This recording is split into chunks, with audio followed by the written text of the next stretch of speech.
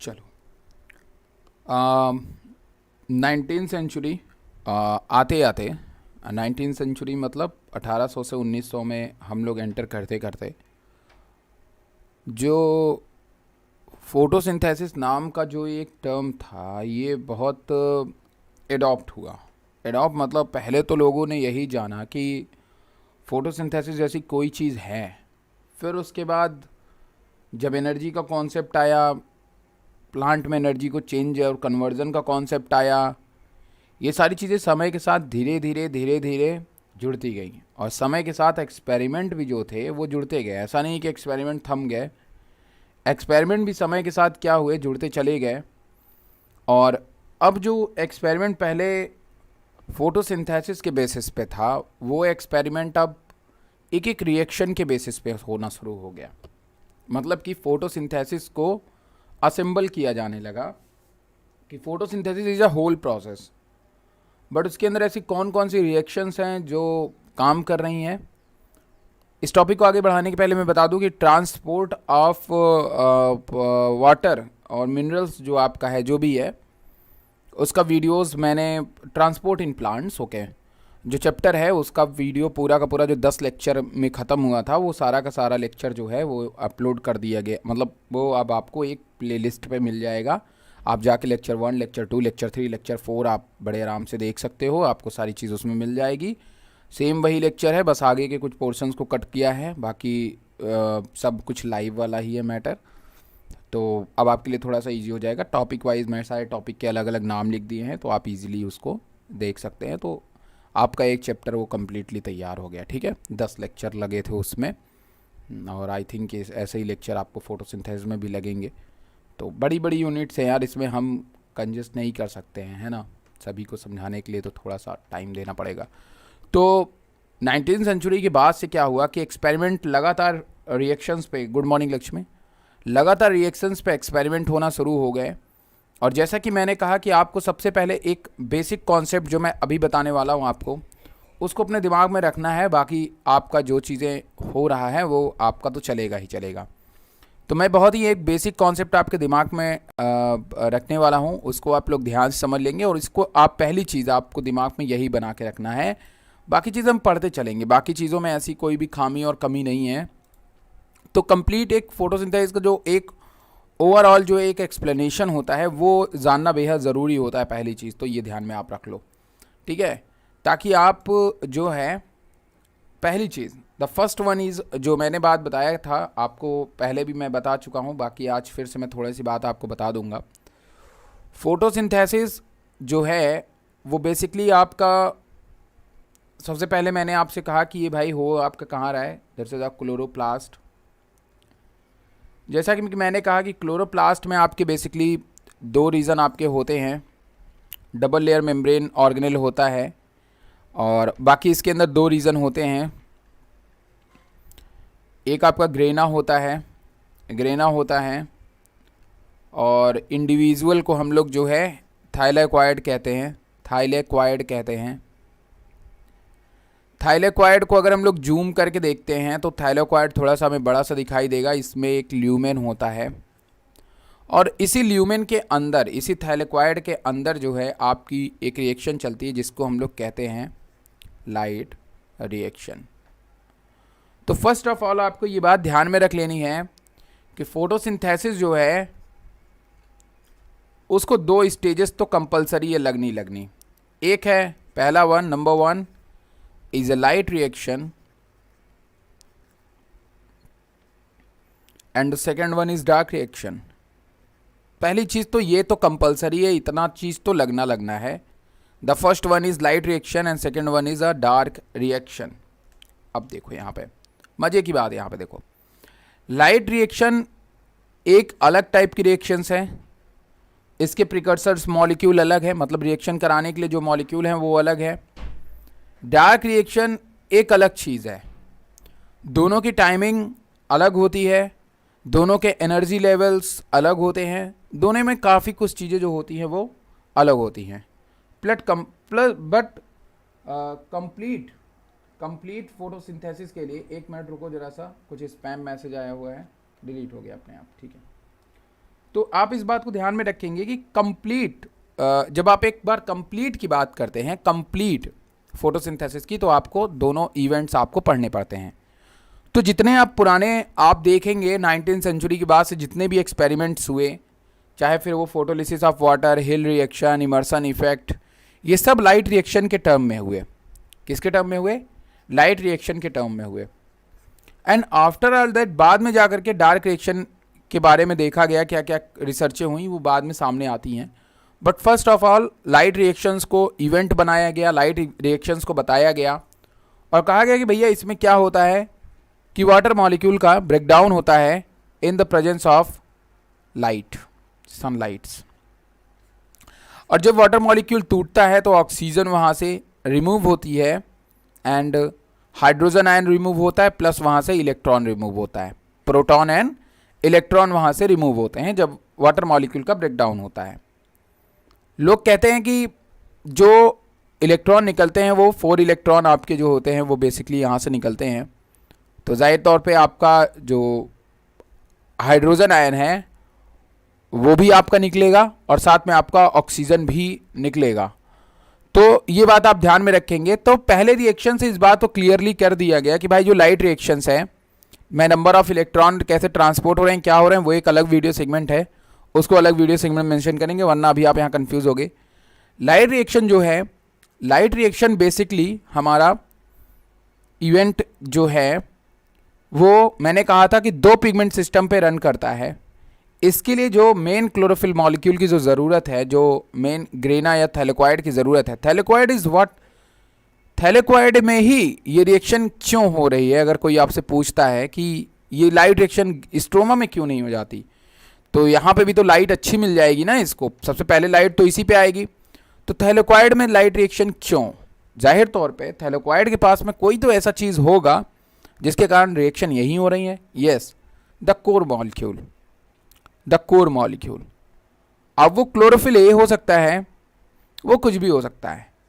तो ये जो कोर मॉलिक्यूल होता है हमारा, ये कोर मॉलिक्यूल जो है वो सिचुएटेड होता है थैलेक्वाइड या ग्रेना में, जिसके कारण जो लाइट है वो एब्जॉर्ब करने की कैपेसिटी हमारे ग्रेना के पास में होती है।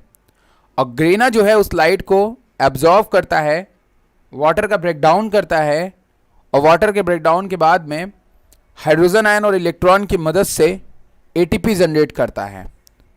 एटीपी जनरेट करना इतनी आसान प्रोसेस नहीं होती है। एटीपी जनरेट करने के लिए इलेक्ट्रॉन को 2 पिगमेंट सिस्टम पे ऑपरेट होना होता है, pigment system 2 and pigment system 1। पहला जो पिगमेंट सिस्टम होता है वो होता है पिगमेंट सिस्टम 2 और दूसरा जो पिगमेंट सिस्टम होता है उसको कहते हैं पिगमेंट सिस्टम 1। पिगमेंट सिस्टम 2 जो होता है वो 680 नैनोमीटर वेवलेंथ का के लिए होता है और पिगमेंट सिस्टम 2 फर्स्ट जो है वो हमारा 700 नैनोमीटर की वेवलेंथ को कैप्चर करने की कैपेसिटी रखता है।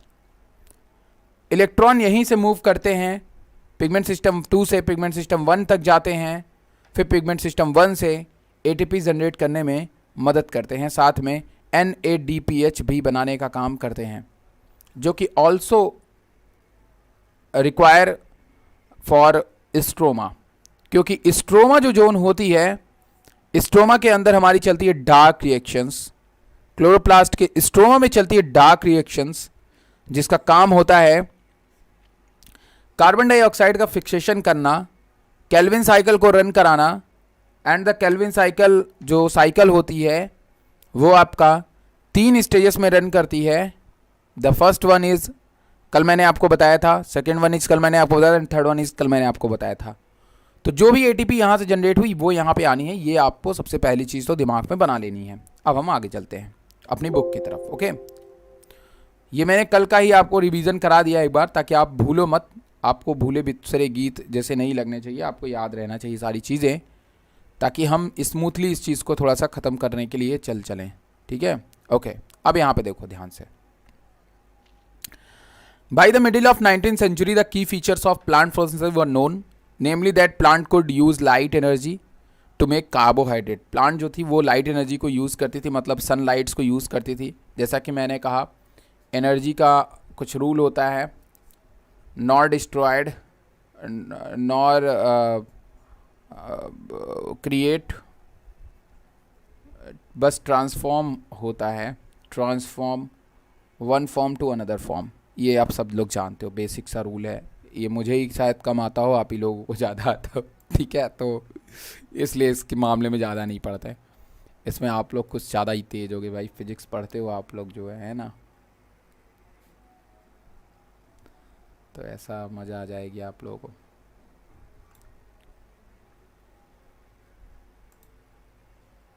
अंशिका वर्तिका, आप लोग चाहो तो इस बार ऑफलाइन वाले में कोशिश करो, अगर आने की, अगर आ सको तो फिजिक्स जो है आपकी चलवा दिया जाएगा। फिजिक्स और केमिस्ट्री जो है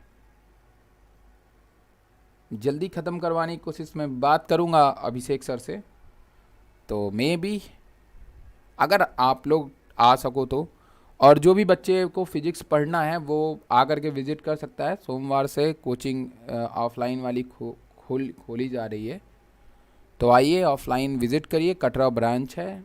बाकी जो बच्चे जिनके भी कांटेक्ट में पूछ सकते हैं, जिनको मेरे से पूछना है मेरे से पूछ सकते हैं, और अगर आपकी मर्ज़ी है तो अदरवाइज़ ऑनलाइन तो जो चल रहा है वो चलेगा ही, ठीक है। तो फिजिक्स के लिए मैं कह रहा हूँ आपको थोड़ा सा देख लेना हो सकता है, ठीक है। तो light energy to make carbohydrate from carbon dioxide and water.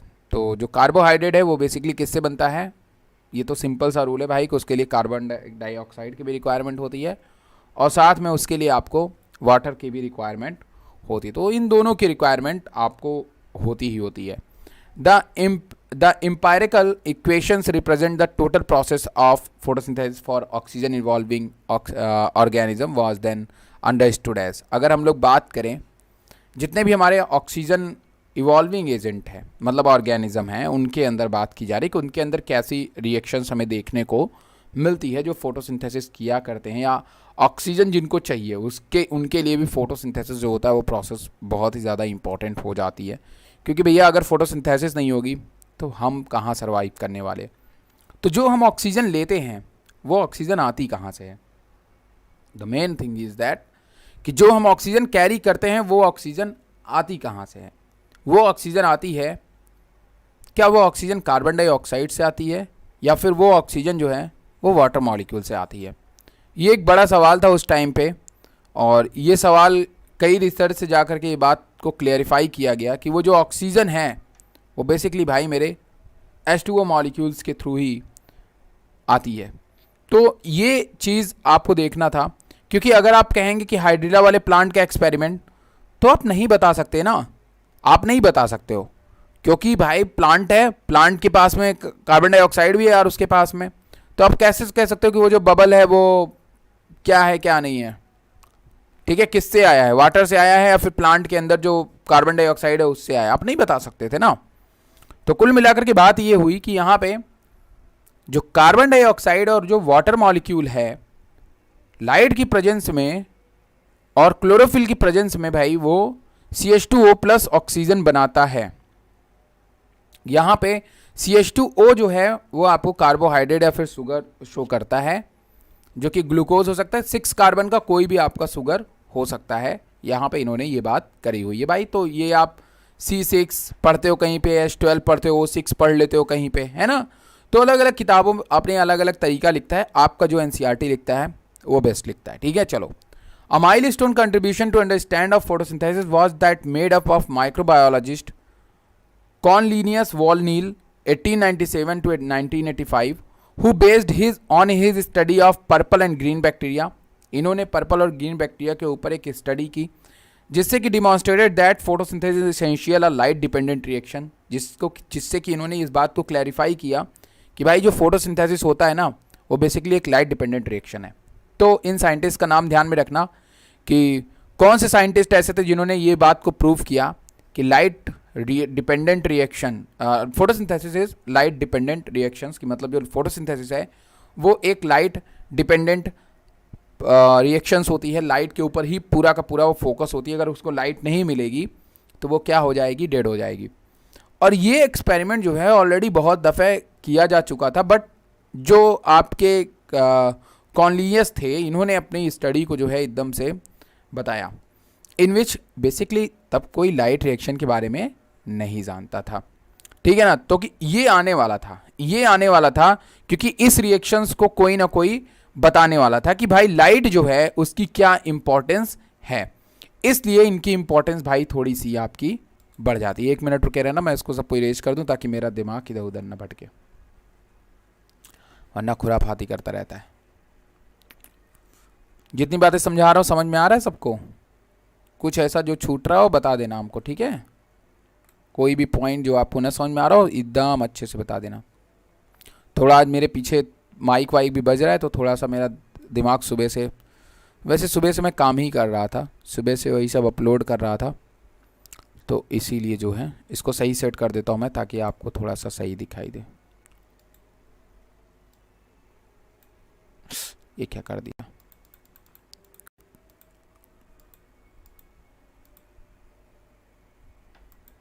कीर्तन होता है ना, कीर्तन बड़े खतरनाक चीज़ होती है भाई,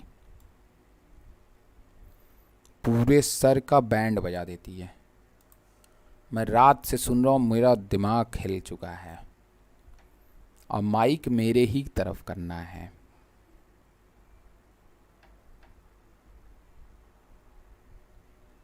अच्छा आवाज़ आ रही है आपको? चलो ठीक है, तब सही है, तुम भी सुन लो फिर।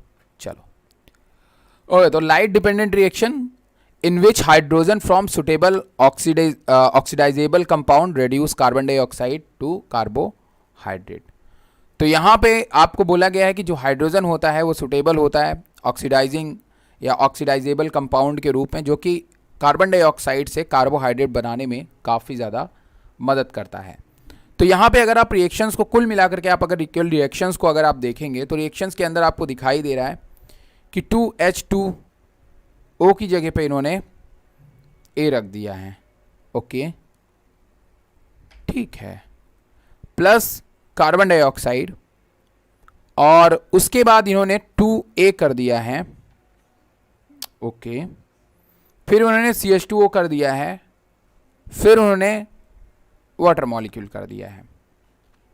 तो जाहिर तौर पे जब रिएक्शंस होती है फोटोसिंथेसिस की तो वहाँ पे इन्होंने वाटर मॉलिक्यूल को भी एक अलग सेपरेट रूप से दिखाया है। ठीक है, इस बात को आपको ध्यान में रखना है। अभी in green plant H2O is the hydrogen donor and is oxidize to O2। मतलब जो हाइड्रोजन होता है H2O मॉलिक्यूल का, जो हाइड्रोजन होता है ना भैया, वो ऑक्सीजन को हाइड्रोजन डोनर होता है। मतलब ये जो H2O होता है वाटर मॉलिक्यूल का, वो हाइड्रोजन डोनर होता है भाई। ठीक है, वो अपने हाइड्रोजन मॉलिक्यूल को क्या करेगा, उठा के किसी को दे देगा। किसको दे दिया भैया? कार्बन डाइऑक्साइड को दे दिया। चलो मान लिया भैया दे दिया। अब बचा क्या आपके पास में भैया? ऑक्सीजन बच गया हमारे पास में। मतलब मेन जो बीमार हुआ बेचारा हमारा, वो क्या हुआ? ऑक्सीजन बीमार हो गया, मतलब O2 बीमार हो गया। समझ रहे हो कि नहीं मेरी बात? हाइड्रोजन तो इसके पास चला आया, कोई दिक्कत नहीं है, बट भैया हमारा वाटर वो जो ऑक्सीजन है वो बेचारा अकेले रह गया। जबकि आगे ये कहते हैं कि some organism do not release oxygen during photosynthesis. कुछ ऑर्गेनिज्म ऐसे हैं, अच्छा बहुत अच्छी बात है। Some organism do not release oxygen during photosynthesis. जो ऑर्गेनिज्म होता है do not release oxygen during photosynthesis, कुछ ऐसे ऑर्गेनिज्म हैं जो ऑक्सीजन नहीं रिलीज करते हैं फोटोसिंथेसिस के टाइम पे।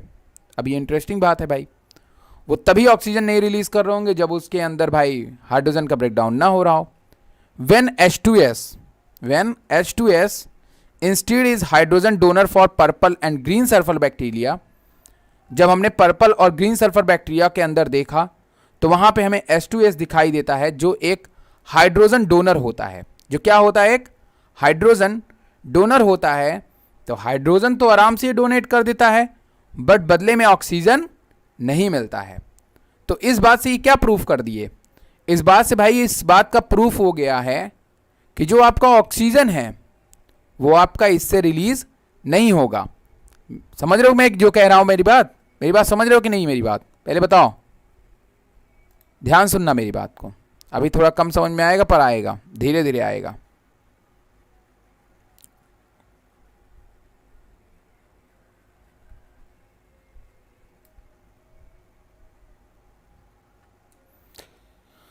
चलो अब इधर समझो, एक बार में समझ में आएगा। देखो अगर मैं यहां पे H2O कर देता,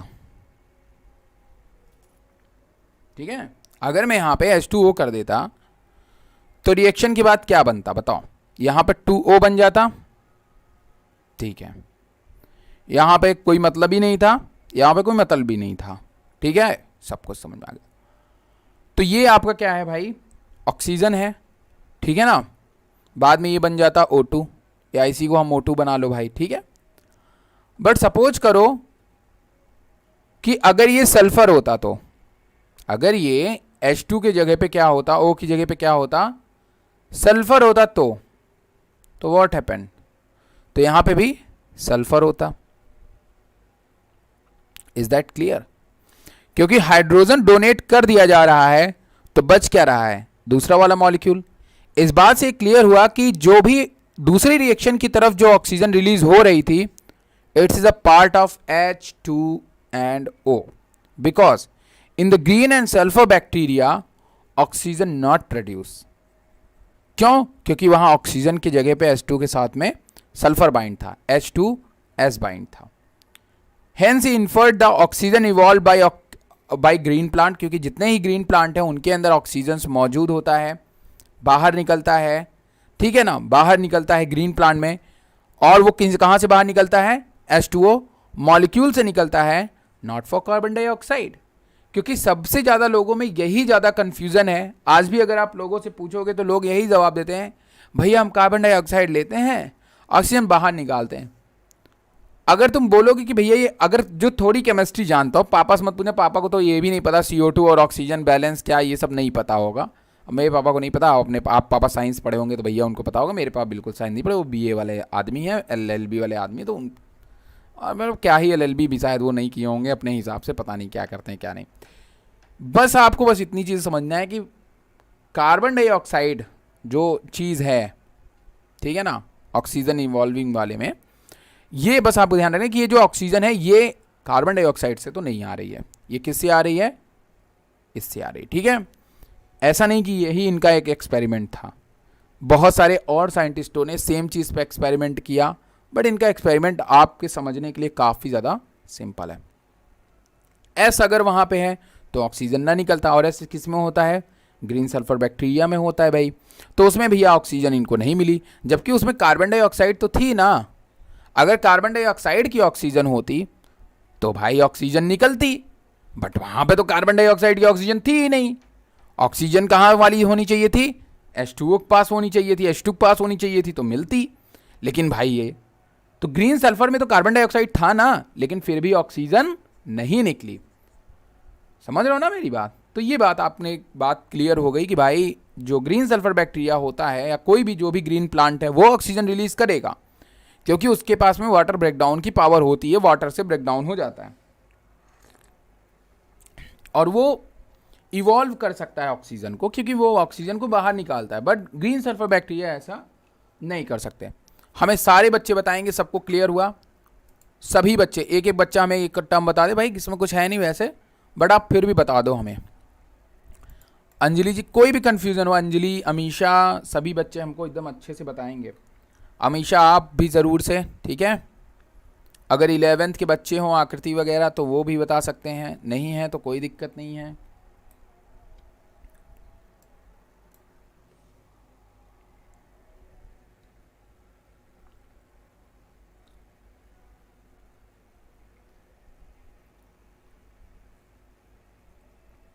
मैं दूर से चाय इसलिए पी रहा हूँ, अभी मैंने एक वीडियो अपना एडिट करते वक्त अभी जब बना रहा था तो देखा उसमें सुड़ सुड़ की आवाज़ आ रही थी, इतना ख़राब लग रहा था, उसको काट भी नहीं सकता था।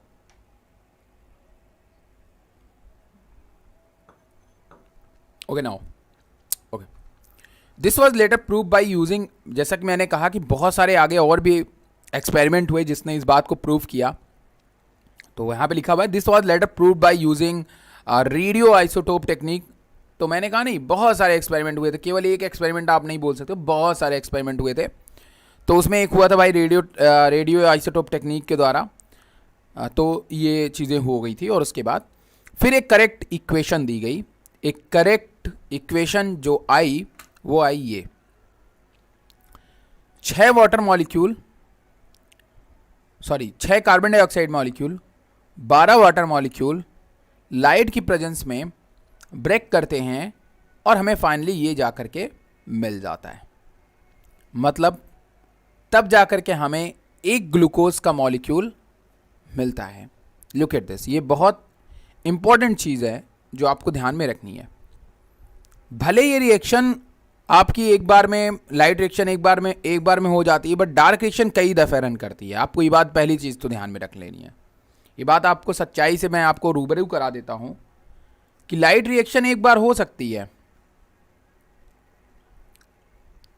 बट ग्लूकोज बनाने के लिए डार्क रिएक्शन कई बार रन करती है।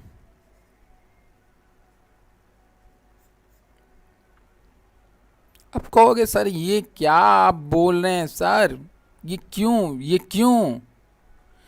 क्यों सर, लाइट रिएक्शन सर एक बार, डार्क रिएक्शन बार बार, क्यों सर? लाइट रिएक्शन जो है इसका काम एक है, ATP NADPH। अब एक सिंपल एग्जांपल समझोगे? तुम्हारे पापा तुमको 100 रुपए दे देते हैं, ठीक है, और तुमको 100 तरह के सामान बता देते हैं कि बेटा तुम्हें 100 सामान लेके आना है। तो जाहिर तौर पे आप 100 में तो कुछ ना कुछ भूल ही जाओगे ना, वापस लौट के तो नहीं आओगे। फिर आने के बाद पापा का सामान पा ये भूल गए, फिर जाओ, पापा तुम्हें दोबारा पैसा नहीं देंगे, पर तुम्हें बार बार सामान लाने के लिए जाना पड़ेगा जब तक उनकी ज़रूरत पूरी ना हो जाए। ठीक है?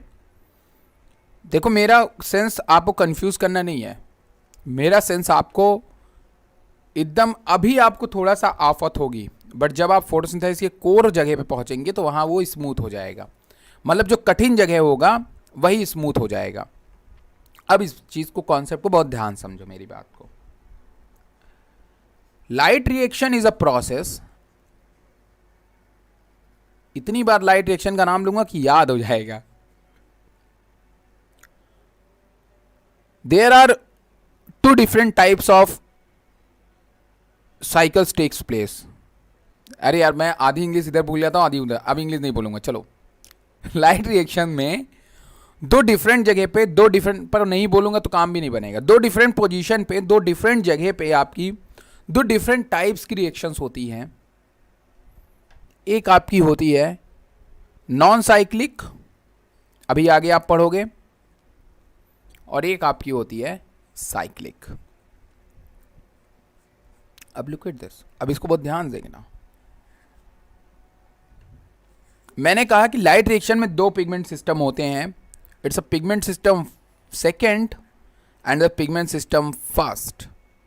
पिगमेंट सिस्टम सेकेंड में नॉन साइक्लिक रिएक्शन चलती, मतलब ये साइकिल अगर एक बार चल गई तो चल गई, दोबारा ये नहीं चलेगी, अब दोबारा ये दूसरे बार ही चलेगी।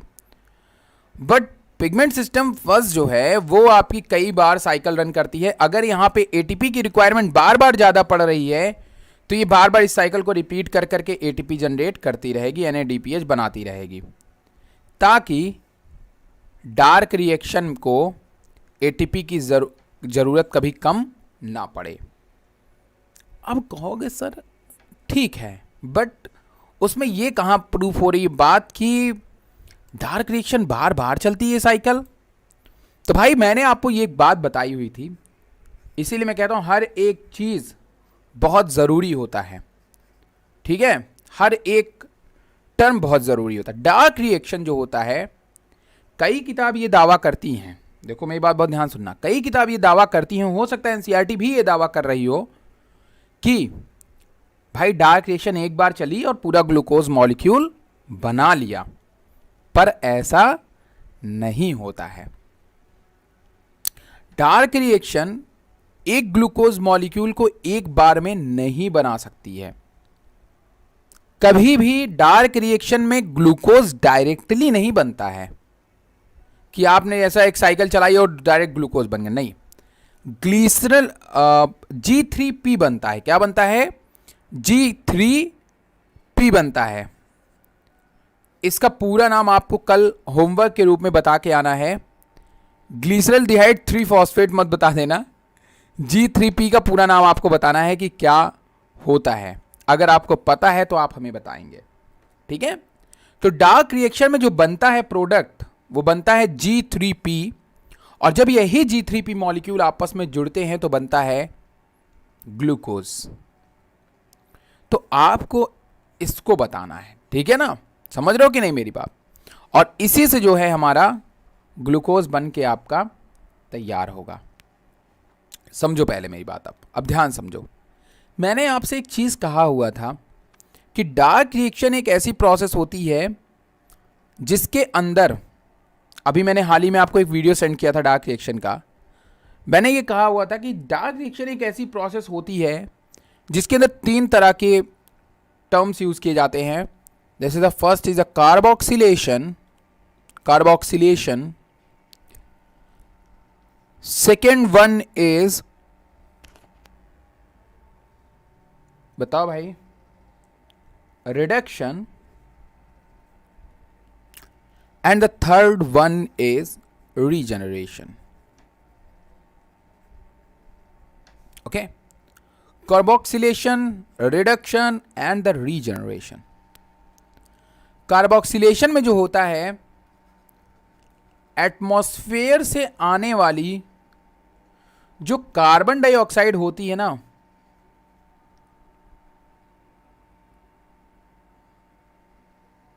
पक्का श्योर हो ग्लिसरॉल्डिहाइड 3 फॉस्फेट होगा?